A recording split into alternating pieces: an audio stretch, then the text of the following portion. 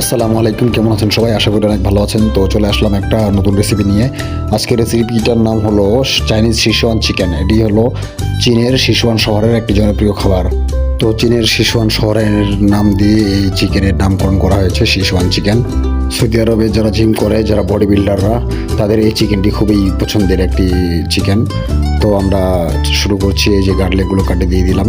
গার্লিকগুলো দেওয়ার পরে এবার আমরা ক্যাপসিকামগুলো দেবো। এই ক্যাপসিকাম এখানে 3 কালারের রয়েছে। 3 কালার দিলে অবশ্য সৌন্দর্য বাড়ে।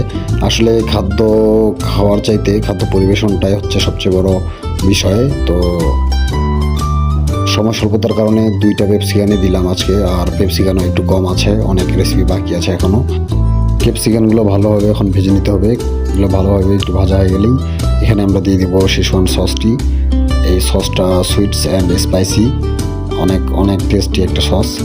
তো এই সসটাই আসলে এই চিকেনটাকে এত স্বাদ বানায়। চিকেনের স্বাদ আসলে এই সসটার মাধ্যমে আসে। তো আসলে আমি নতুন ঠিকভাবে কথা বলতে পারতেছি না, ভুল হলে মাফ করবেন। আর এই ভিডিওটা শুধু আমি বানাচ্ছি এগুলো বিনোদনের জন্যই বানাচ্ছি আর কি। তো আমি ইউটিউবিং করার চেষ্টা করতেছি, একটু ইউটিউবে অভিজ্ঞতা নিচ্ছি, ভিডিও ছাড়তেছি। আসলে একেবারেই মানুষ সফল হয় না, সফল হয় আস্তে আস্তে। তো আমি এভাবে কাজ করেই যাব। কাজ করতে করতে হয়তো আমার কথা বলার অভ্যাসটাও পরিবর্তন হবে, এবং কি আমার কোয়ালিটিও আস্তে আস্তে বাড়বে, এবং কি আমার এক্সপিরিয়েন্সও বাড়বে। আমার একটা শিক্ষা হচ্ছে এখানে।